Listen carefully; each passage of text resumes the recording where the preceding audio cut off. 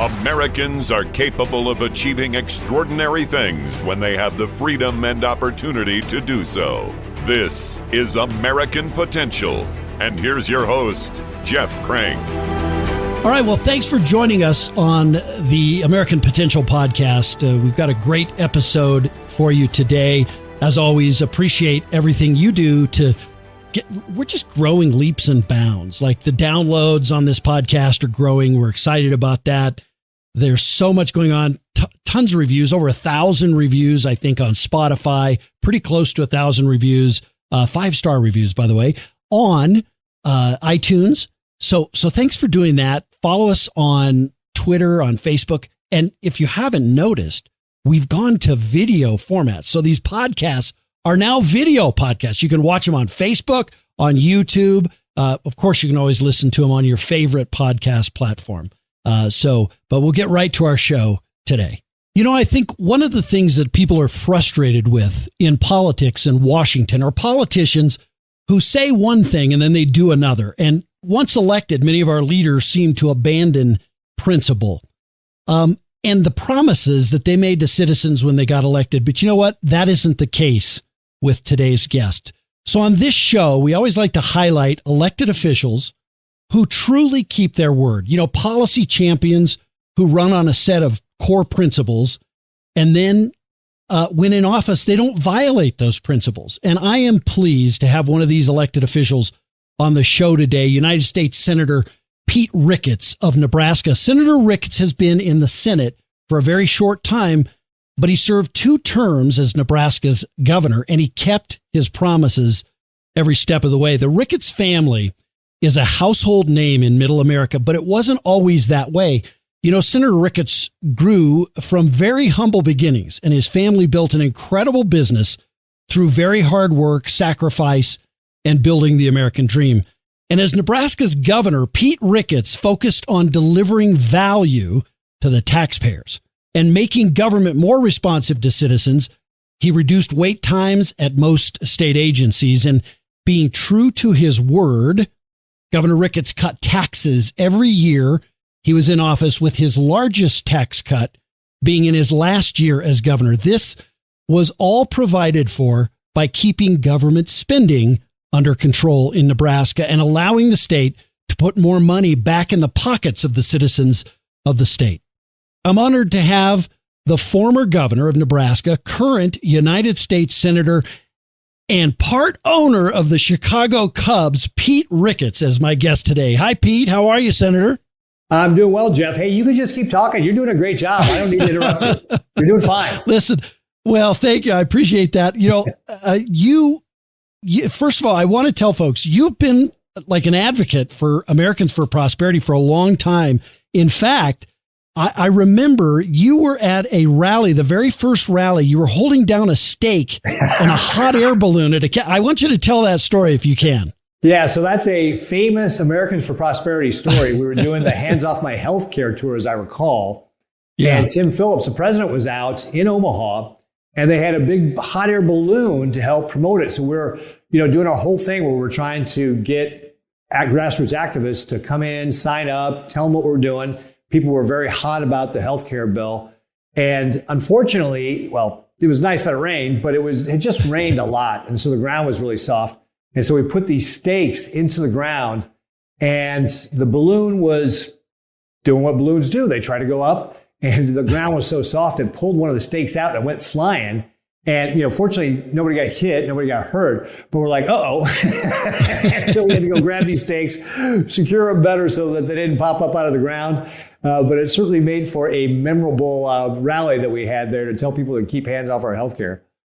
Well, yeah, it sure did. And, grassroots, I want to talk to you about that because I know that you understand the power of grassroots, right? Citizens being able to come together and push an agenda. And the greatest change in America doesn't happen without that. So I don't know if you have any thoughts on that. Yeah, absolutely. So going back to my long association with Americans Prosperity, back when, Obama was pushing Obamacare, this is one of the things that we really tried to let the folks in Washington know how much we really did not want this.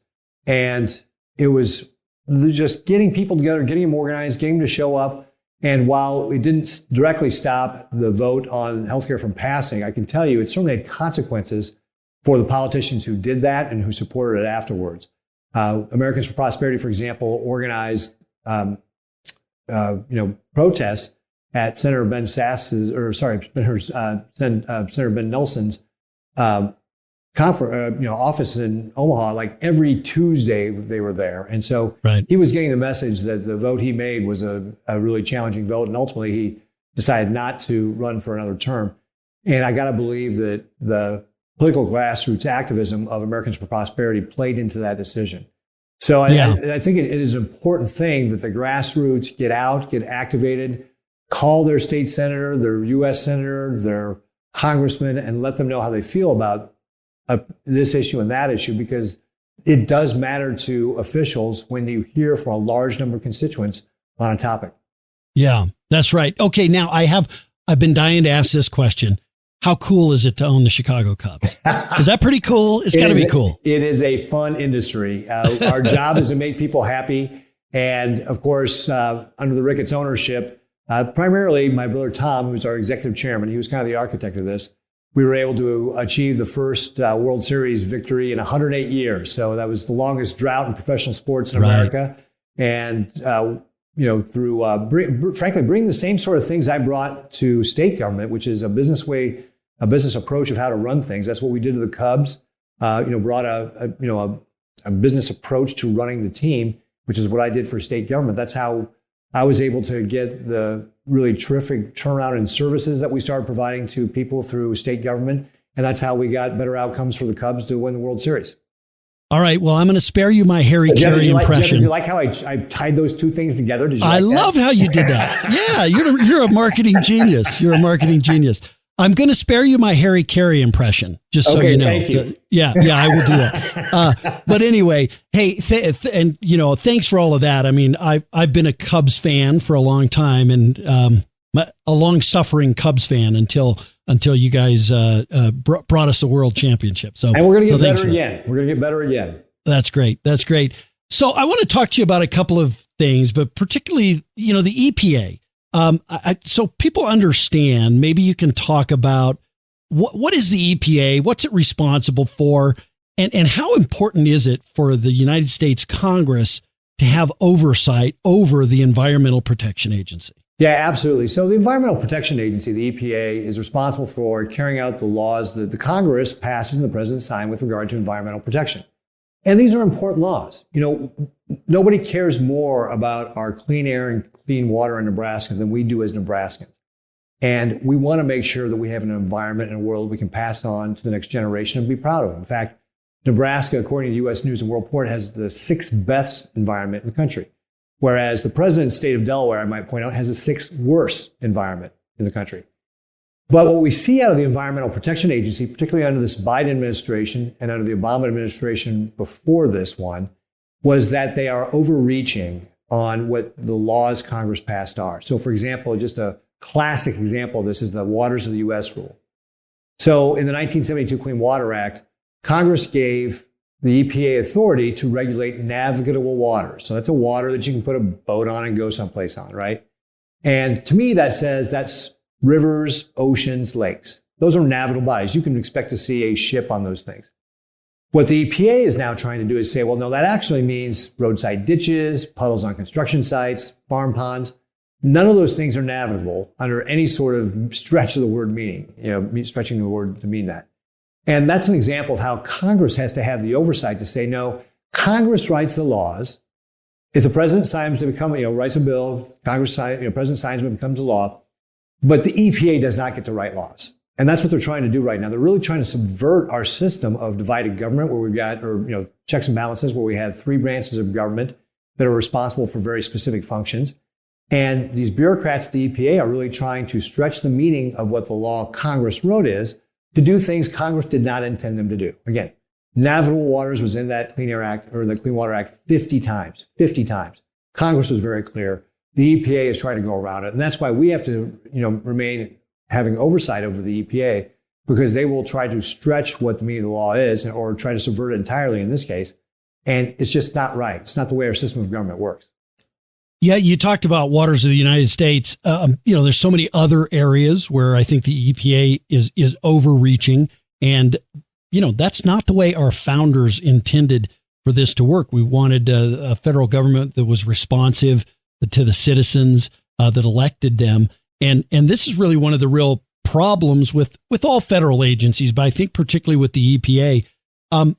Maybe are there other areas besides that the EPA is kind of overreaching that you see where maybe Congress needs to step in and take some more control?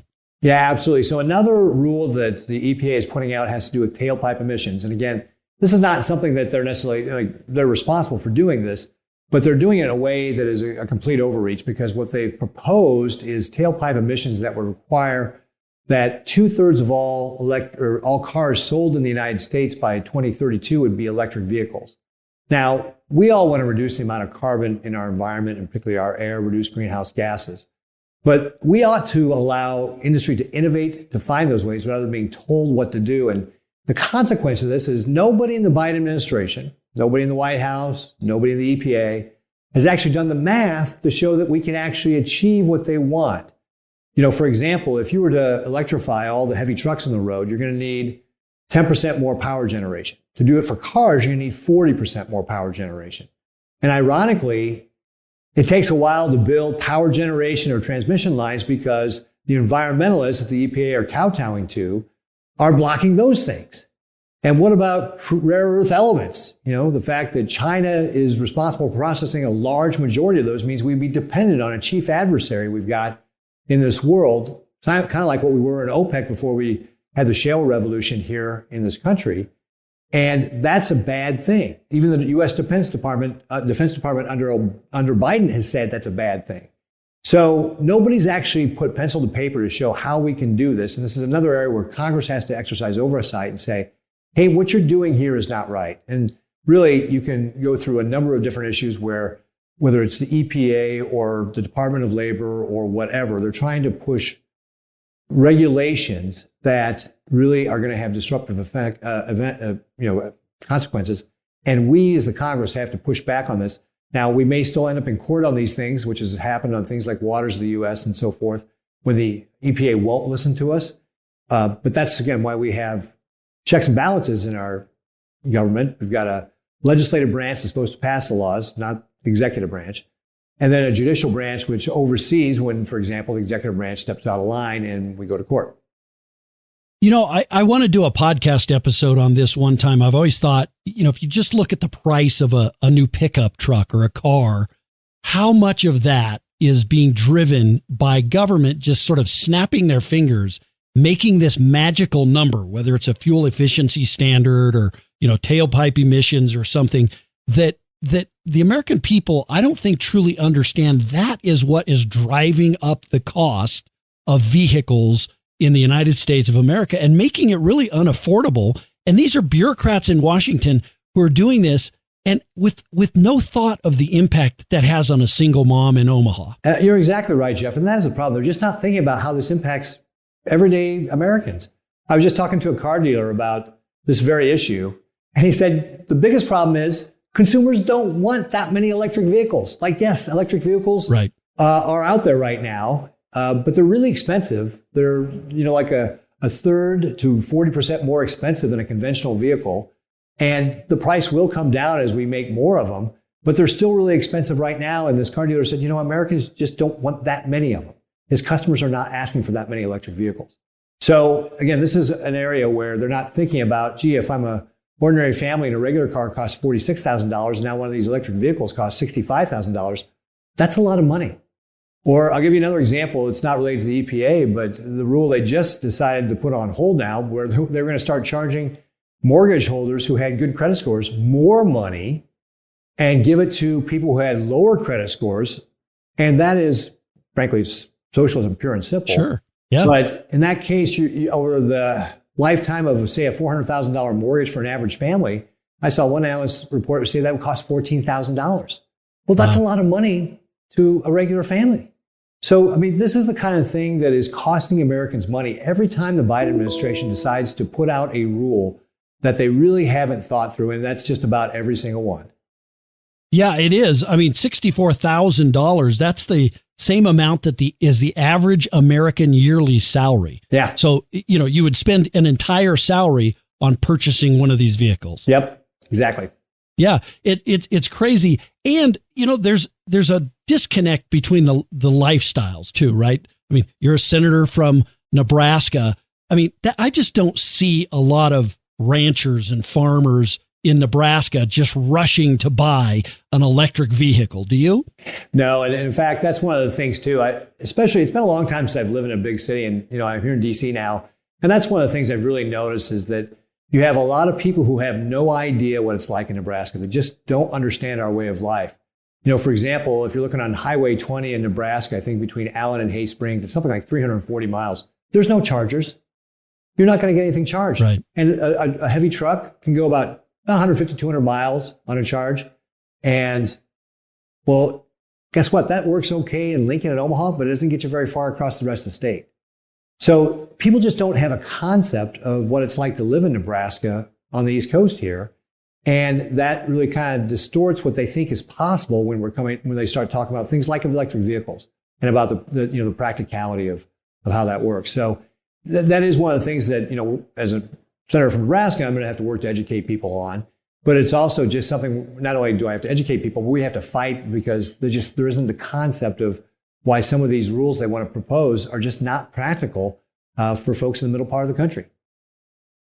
Yeah, there's no doubt that they aren't. It also isn't liberty and freedom. And that's the other thing. The government is pretty good at taking away people's choices through regulations like this. And again, I'm all for it. If you want to go get an electric vehicle, you should be able to do that. But shouldn't every American have that same choice? Yeah, absolutely. I got nothing against electric vehicles. If you've ever driven one, they got super fun acceleration. They really go fast in a hurry.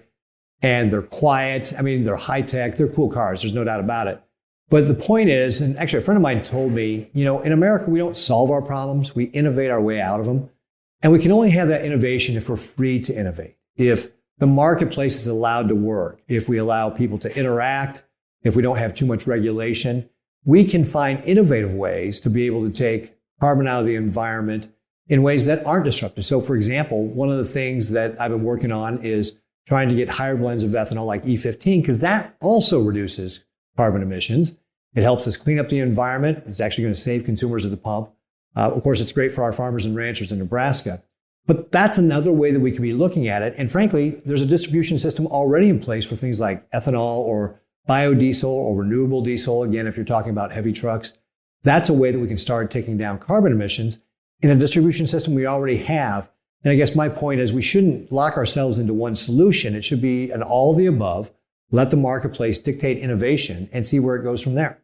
How much of this is driven by a desire to I guess by some in the Biden administration and elsewhere, to just get us off of fossil fuels altogether at all costs, whether there's an alternative to that or not? Well, certainly it's the agenda of President Biden, right? He campaigned on this. He told people like, hey, we're going to end fossil fuels.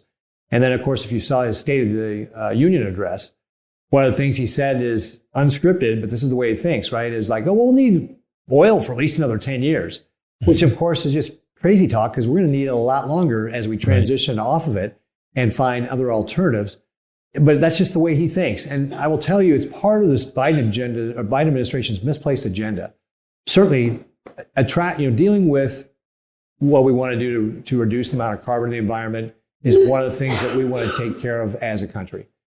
But we also have other really pressing issues, like an undefended southern border that is allowing fentanyl and other dangerous drugs to come across. And frankly, the leading cause of death of Americans 18 to 45 is fentanyl.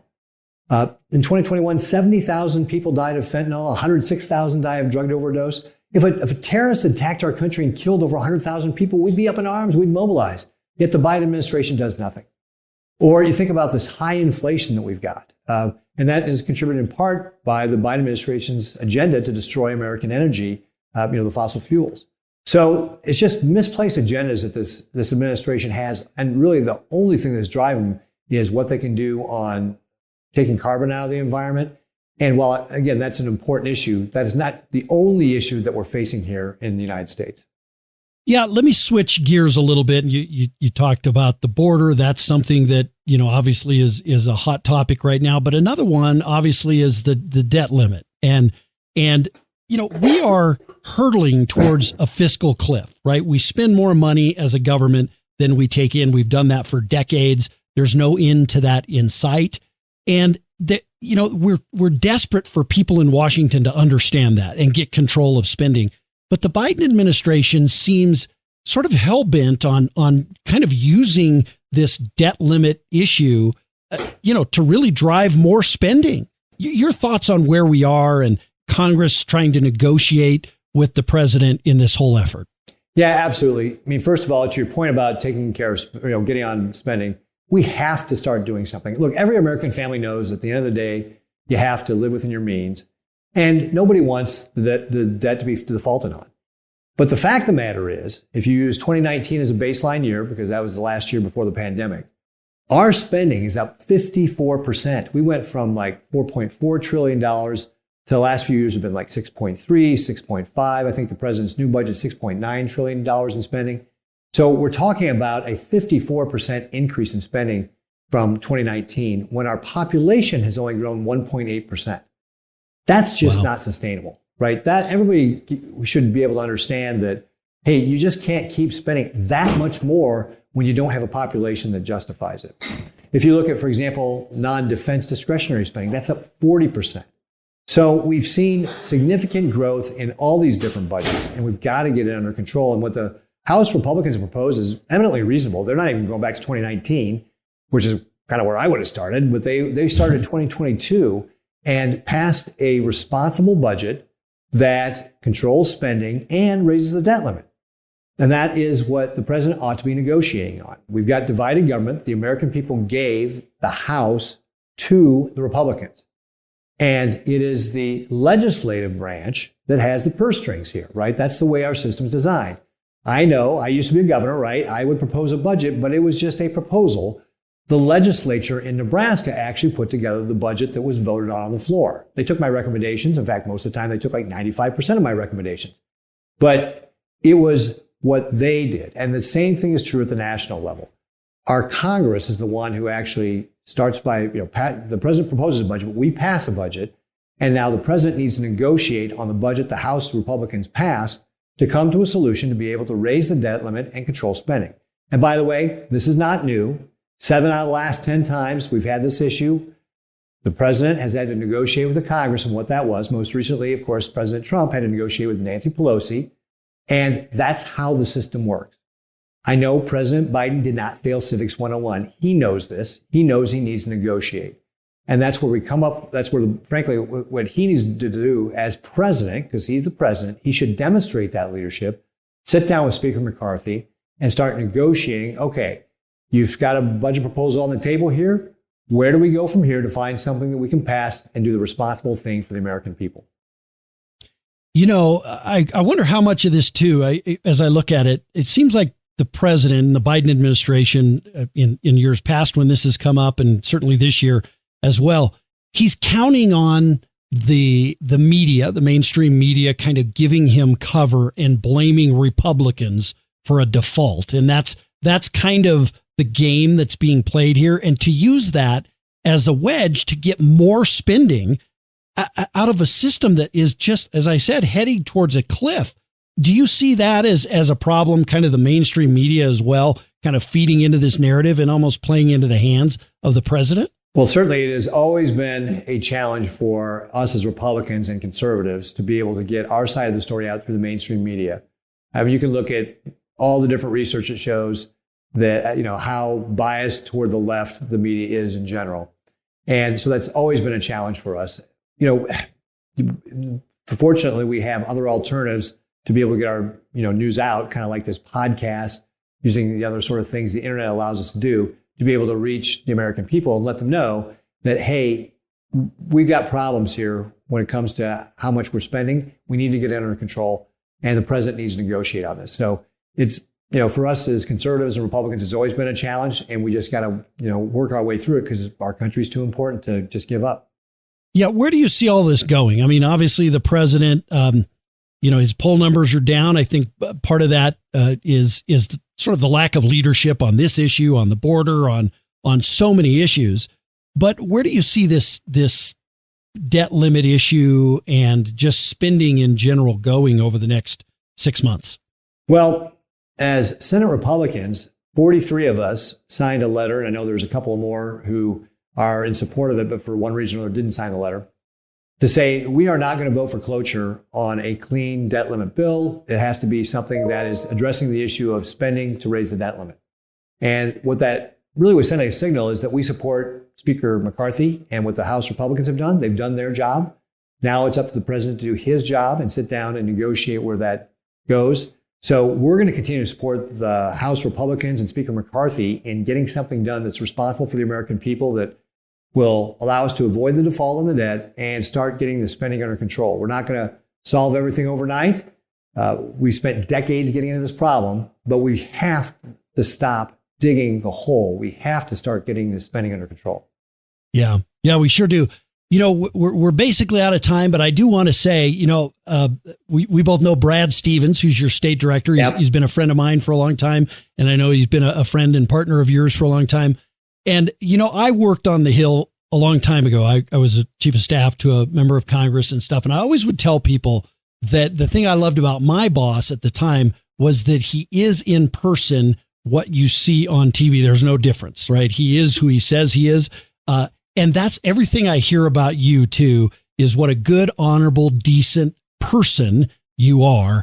And so, it's great to have people like that as role models. And I wanted to make sure that I said that. Well, thank you very much, Jeff. I appreciate the kind words. It's a privilege to be able to do this job. It's a privilege to be able to continue to serve Nebraskans. And I just love the opportunity to be able to do it. And I'm excited about the challenges that we have to be able to make a difference. And, we've got the best country in the world. I love living in Nebraska. I think I get the best place in the world, best people in the world. So it's a privilege to be able to do it. All right. I'm going to give you one chance to say, go Big Red. All right. How about if I go Big Red? There you go. You're supposed to say, go Big Red. See, if Brad was go here, Big Red. How's that? All right, Senator. Hey, Senator Pete Ricketts, we thank you for joining us. Thanks for all you do. Great. Thanks, Jeff. I appreciate it. So great to have Senator Pete Ricketts. Really, what a good guy. Everything I've heard about Pete Ricketts, and it's not just from one person, but I've heard it from lots of people who worked with him as a governor or knew him before. I didn't even bring this up, but I met Senator Ricketts before he ran for governor. I went over to his office and met with him, and just personally, he and I, what a great person. And again, someone who, could not really contribute back to society now. He's probably got enough ability to just go off and do whatever he wanted to do to satisfy himself, but he's giving back to our country because he loves our country, giving back to the state of Nebraska. So, what a great public servant and a great person. And it's great to have him be a guest on the show. Look, again, we talked about this. The Environmental Protection Agency talked about these goals that 2/3 of all vehicles in the U.S. by 2032, they just snap their fingers and somehow this is all supposed to happen. Magically, we're all supposed to transform the way that the federal government wants us to. There's a cost to that. And the cost is to families who can't afford that. You heard us talk about it. $64,000 is the average annual income. That's the price of one of these electric vehicles. So there is a cost to this. And it's easy if you're a bureaucrat in Washington. It's easy if you're a policy maker inside the Beltway to just snap your fingers and say, oh, everybody should do this. It's a little harder when you're that single mom, or you're that struggling family, or you're that person who just got out of college trying to make ends meet and say, you know what? I now have to afford other things in life, despite the fact that government has mandated this on me, that I have to buy a car that now costs $64,000. It's wrong. Frankly, it's immoral. It's wrong. Hey, thanks for joining us on American Potential. Thank you for listening to American Potential. You may listen to more stories from Americans working every day to expand freedom and opportunity in their communities by visiting AmericanPotential.com.